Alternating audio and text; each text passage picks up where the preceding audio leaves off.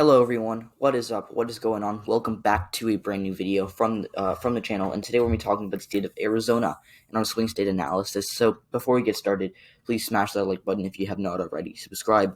3,000 subscriber Q&A is going to come out soon. We're currently at 3.07k, I think, something like that.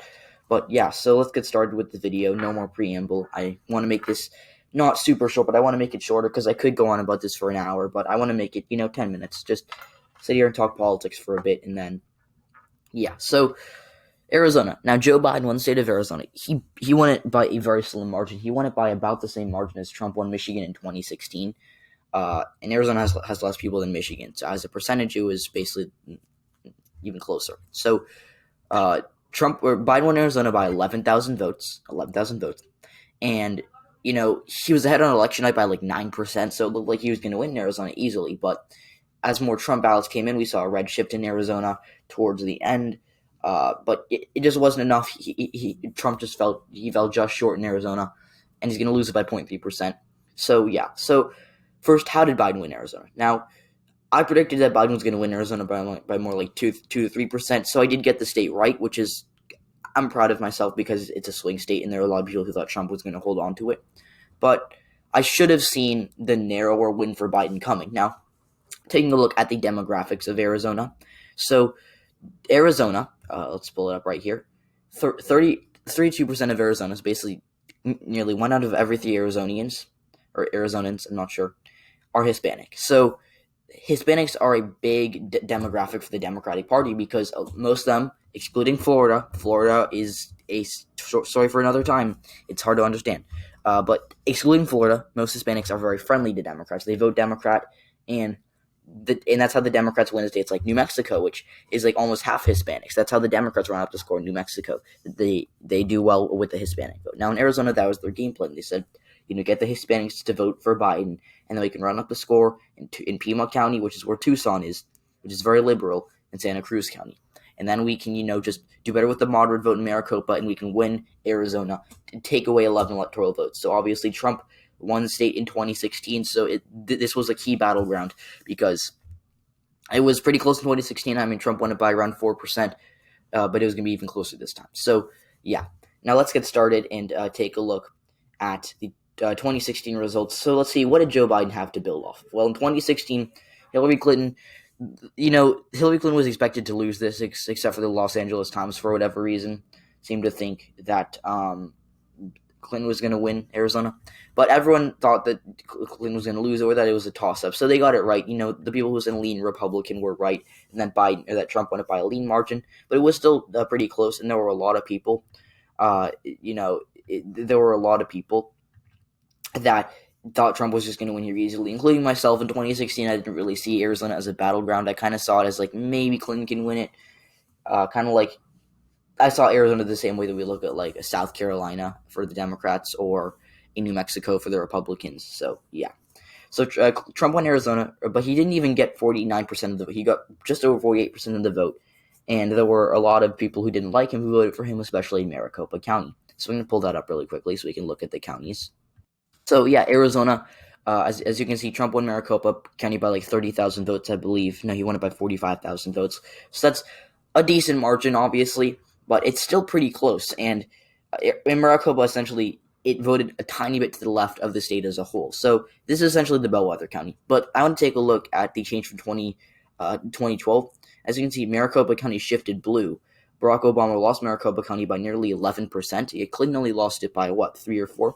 So Maricopa trended blue, so did Pima and Santa Cruz. And these are the 3 critical counties for the Democrats. This is how they win Arizona. They do well, and they win Maricopa, and then they run up the score in these 2 counties. It's these 3 counties. Now, of course, winning Coconino is important, but we'll talk about that in a second. So that's how Clinton won, or that's how Clinton made this closer than Obama. This is one of the few states that she overperformed Obama. Obviously, she underperformed him horribly in the Rust Belt and in Florida and in North Carolina. Well, not horribly in Florida. She only underperformed by like 1%. But Arizona was a bright spot for her campaign relative to Obama. Now, it didn't mean much because she lost, but they still had area to improve off of. So, yeah.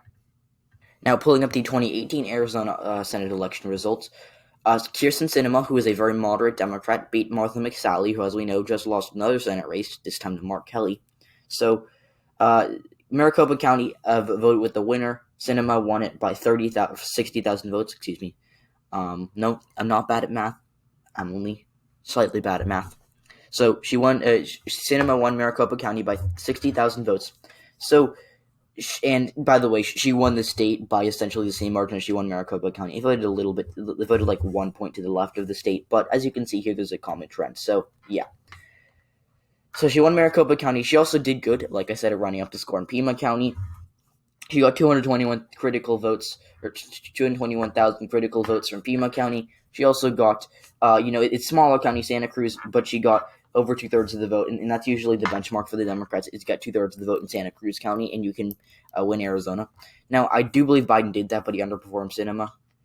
He underperformed her by a little bit. But now, here's the issue for Joe Biden. This was the concern for Biden in Arizona. Yes, Donald Trump is not particularly popular in Arizona. But here's the thing. Trump was, even in the polling data, which underestimated him worse than it did in 2016, even in the polling data, Trump was gaining with Hispanics compared to his 2016 performance where he got like 30% of the vote. He got like 33 or 35% of the vote, I'm not sure, with of Hispanics. So that was he had to cut into the deficit in Pima County. He wasn't going to win any of these counties, but he had to cut into the deficit in Pima, and Santa Cruz. Now, he was able to do that. I believe that he actually did overperform his 2016 numbers in Santa Cruz County in terms of both vote share and in terms of his percentage. I mean, in 2016, he lost Pima. He got 24% of the vote. In 2020, he got, I'm trying to pull it up. He got 32% of the vote, so he outperformed it by 8%. Now, this is a small county, so it didn't really mean much, but that was a bit of a warning sign for the Democrats.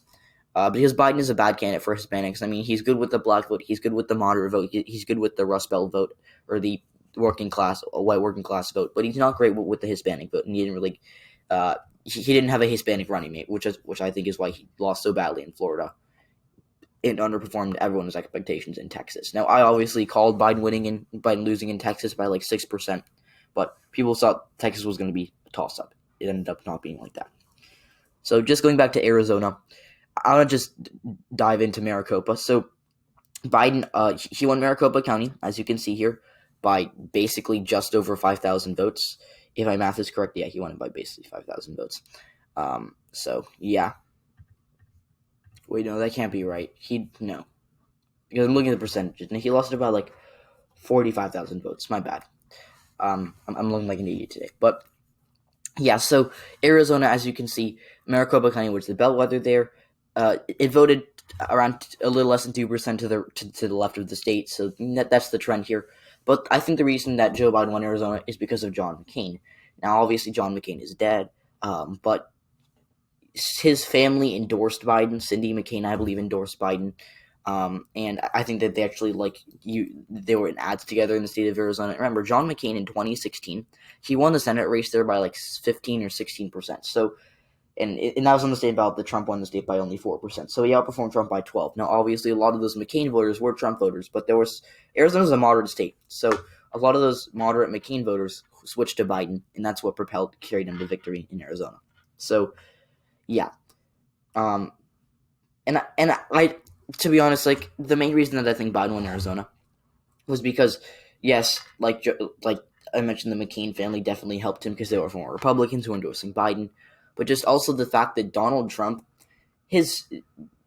I think that his rhetoric didn't appeal to Arizonians. His rhetoric is appealing to the white working class, which is why he won the election in 2016. But it's not appealing to the moderate, more college-educated voters in Maricopa County that decided the election in favor of Biden. Biden in Arizona is a suburban state. Obviously, this is a stupid example, but my grandparents live in a suburban area. So they live in Scottsdale, Arizona. Now, they voted for Trump, but obviously, there's only 2 votes for Trump. But Trump won the suburbs in 2016, and he won Maricopa County in 2016. Now, in 2020, Maricopa County went to Biden, and he won the suburbs. So the suburbs are trending blue. That's the Democrats' definitely their best hope for the future. The suburbs are trending blue, but I think Trump's rhetoric didn't help him in Arizona, and that's why in Arizona likes establishment Republicans that are moderate, like Mitt Romney, Now, Romney's not super moderate, but he is establishment, and he's a lot more moderate than Donald Trump.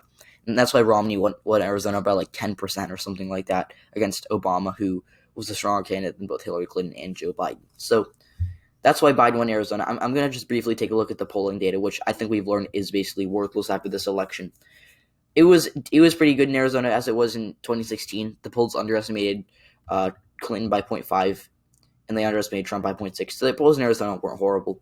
But yeah, so and I just want to see the one poll that like the polls that got Arizona right. Like NBC News was a decent poll. Like all the polls that had Biden just barely up, like up by 1.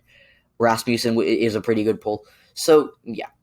Now Arizona was expected by most to go to Biden this year. I'd say 3 or 4 out of every 5 forecasters said Biden was going to win Arizona. Let's Talk Election said Biden was going to win Arizona. I believe Election Predictions Official said Biden was going to win Arizona. I said Biden was going to win Arizona.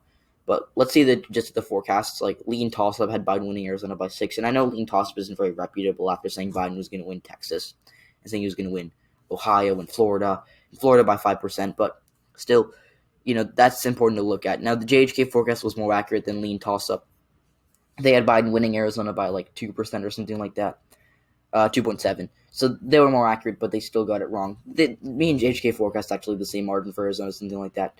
So, yeah. But again, that's essentially it, guys. So my computer fan is starting to just turn on for whatever reason, but that's okay because we're wrapping up this video. So thank you all so much for watching this video. Please leave a like if you like the video. It helps me out a tremendous amount. Consider subscribing if you're not already. Check out the links in the description. We got Twitter, we got Discord. So, yeah, and I'll see you on the next one.